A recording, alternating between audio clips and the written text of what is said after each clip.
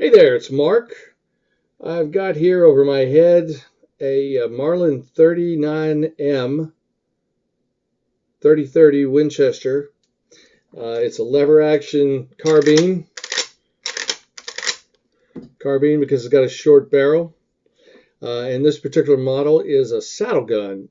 It's called a saddle gun because it's got a straight stock and it's designed to insert into a saddle scabbard, which a cowboy would hang off his horse.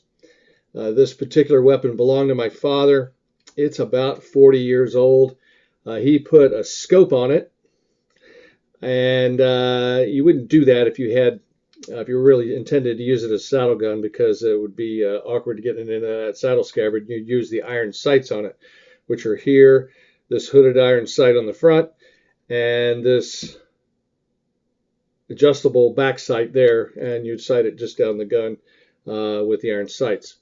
So Dad put that on, and it remains there today. I've used this gun for some deer hunting and target shooting. It's a fine little weapon, and I think it's one of the classics, actually. So let me go over a few of the operational items on it. This gun here shoots the 3030 Winchester. This round right here, if you can see it, it's a centerfire cartridge, and it is loaded into the gun through this magazine port, like so. And you can see the end of the brass right there, so you know you've got something in the magazine. And if you wanted to check to see if you had something in the chamber, you would just simply open the chamber up a little bit, and you look in there and see there's nothing.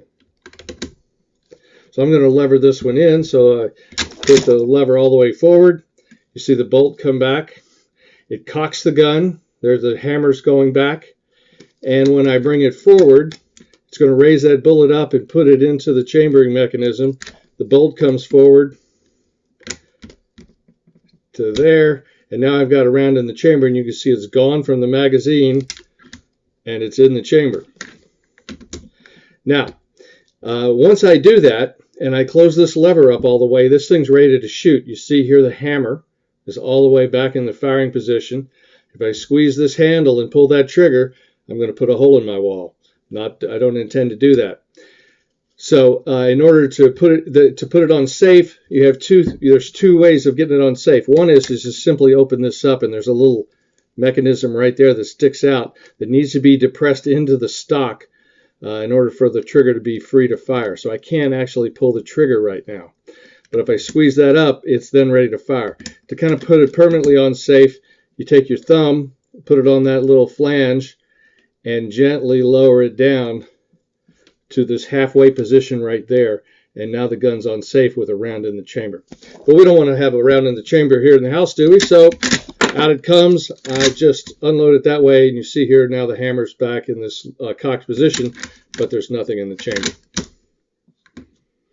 I put it back into the halfway safe position, and it's ready to go. So that's the basic operation of the gun. Remember, there's two safeties, one on the hammer and the other on the lever itself.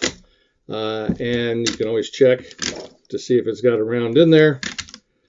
And one thing you should always remember to do is never to pull the trigger on an empty chamber. That's called dry firing. It's generally bad for the weapon. And if I did that today, Father would roll in his grave. So that's about it for the operation of the Marlin 39M. Now I'm going to pause this and make another video on how to tear it down and clean it.